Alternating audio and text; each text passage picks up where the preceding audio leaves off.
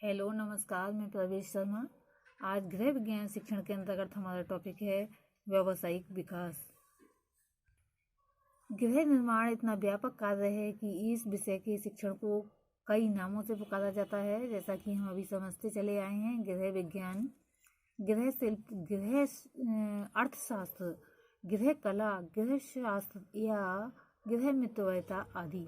जैसे domestic science, house craft, home economics इत्यादि, या फिर डोमेस्टिक इकोनॉमी। इसके अंतर्गत आने वाले विषयों पर यदि प्रकाश डाला जाए तो सर्वप्रथम पाकशास्त्र, सिलाई, धुलाई, सफाई आदि की ओर ही ध्यान जाता है। वास्तव में एक आदर्श गृह में पाकशास्त्र एक महत्वपूर्ण स्थान अवश्य रखता है, परंतु कई असफल एवं असंतोषपूर्ण गृहों में ये देखा गया है कि इस असफलता के कारण भोजन और पाकशास्त्र की अयोग्यता से कहीं दूर हैं और कभी कभी मिलते हैं। क्या मिलते हैं? गृहिणी की अज्ञानता, निरक्षरता और अयोग्यता में, हीन आर्थिक परिस्थितियों के अस्वास्थ्य में, गृह की व्यवस्था तथा पारस्परिक सहयोग और आदान प्रदान के अभाव में। इन कारणों का यदि हम विश्लेषण करेंगे तो गृह निर्माण में जो प्रमुख तत्व हैं वो इस प्रकार से हैं: शिल्पों का ज्ञान, व्यवस्था, सहायक कलाओं और विज्ञान का बोध, क्योंकि गृह विज्ञान में विज्ञान पूरी तरह से समाया गया है। प्रत्येक अंग का विस्तृत रूप देखा जाता है। थोड़े शॉर्ट में हम आपको बताते हैं। जैसे शिल्प के अंतर्गत आते हैं पाकशास्त्र, धुलाई, सिलाई, सफाई, मरम्मत और सुरक्षा, सजावट आदि। व्यवस्था में समय, धन, श्रम आदि का नियंत्रण, प्रतिदिन के कार्यों के संचालन तथा गृह के आवश्यक और सजावट के सामान की व्यवस्था। सहायक कला और विज्ञान, इसके अंतर्गत आते हैं पोषण विज्ञान का ज्ञान, बिजली के गृह उपयोगी उपकरणों का ज्ञान, पाकशाला के सामान का उपयोग, स्वास्थ्य विज्ञान के नियमों का बोध तथा रंग, नमूना, बनावट आदि के सिद्धांतों का ज्ञान। सामाजिक क्षेत्र के अंतर्गत आते हैं मानवीय और सामाजिक संबंधों का ज्ञान, शिशु कल्याण और बालक के विकास का ज्ञान तथा व्यक्ति और समाज के पारस्परिक संबंधों का ज्ञान। हम विभाजित किए गए अंगों में से किसी भी विषय को गृह विज्ञान से पृथक नहीं कर सकते। ये एक दूसरे से सहसंबंधित हैं।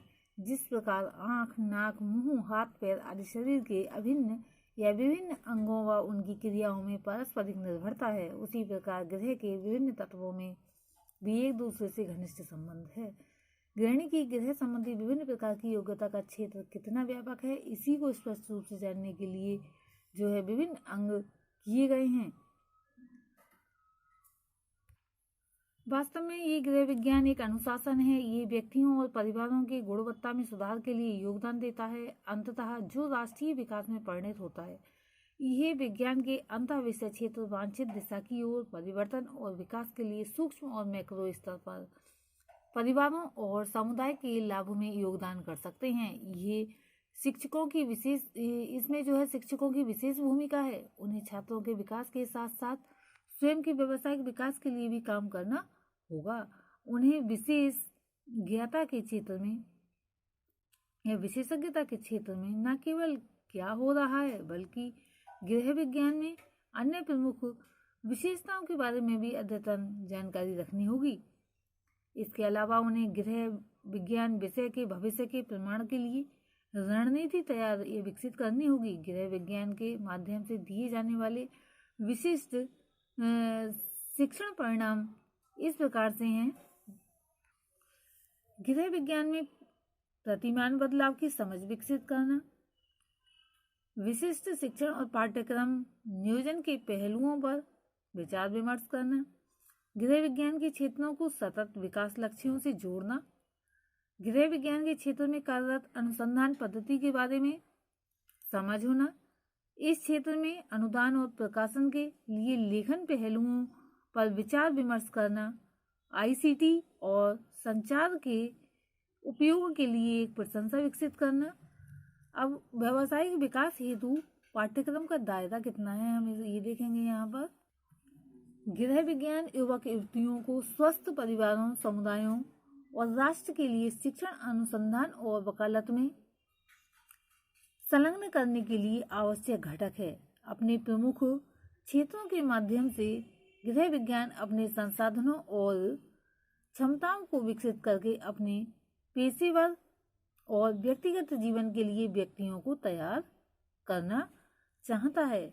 यह उन्हें जमीनी स्तर के अनुभवों पर व्यवहारिक नेतृत्व और स्थानीय, राष्ट्रीय और वैश्विक मुद्दों के प्रति संवेदनशीलता और समस्या के समाधान के लिए वैज्ञानिक दृष्टिकोण विकसित करने का प्रयास भी करता है। यह स्थानीय, राष्ट्रीय और अंतर्राष्ट्रीय स्तर पर नीतियों के बारे में बहस उत्पन्न करके उनकी आलोचनात्मक सोच को विकसित करना चाहता है, क्योंकि आलोचना होती है तभी मुख्य बिंदु निकल कर आते हैं। ये अनुसंधान संस्थाओं में विकसित किए गए ज्ञान को लोगों तक ले जाने की क्षमता और आगे के परीक्षण के लिए प्रयोगशालाओं में लोगों से उत्पन्न ज्ञान को विकसित करने का प्रयास करता है। गृह विज्ञान का पाठ्यक्रम व्यक्तियों और लोकवाद स्वदेशी संस्कृति का मूल्यांकन करने के लिए एक दृष्टिकोण विकसित करने का इरादा रखता है। समाज की आवश्यकताओं को पूरा करने के लिए गृह विज्ञान के अंतर विषय विकास को जारी रखना चाहिए। गृह विज्ञान के अंतर्गत जो विषय समाहित हैं वह जो गृह संबंधी सभी आवश्यकताओं को की पूर्ति करते हैं, वे विषय क्रमशः इस प्रकार से हैं: शरीर विज्ञान और स्वास्थ्य विज्ञान, समाजशास्त्र, प्रारंभिक चिकित्सा और गृह परिचर्या, शिशु पालन और बाल कल्याण, भोजन और पाकशास्त्र। ये मुख्य बिंदु है का। वस्त्रों की सिलाई, सुरक्षा या बुनाई एवं कढ़ाई, वस्त्रों की धुलाई और सुरक्षा, गृह व्यवस्था। और ये एक जो चतुर्गृहिणी होती है, इन विषयों पर जो विषय बताए थे, विषयों का अध्ययन उसके लिए करना अनिवार्य है, तभी जो है सुंदर और स्वस्थ घर की कल्पना की जा सकती है। और जब इन विषयों पर अच्छी प्रकार से अधिकार हासिल कर लिया जाता है तो व्यवसाय के रूप में परिणत किया जा सकता है और घर बैठे ही स्त्रियां अपने पैसों को कमा सकती हैं कार्य करके।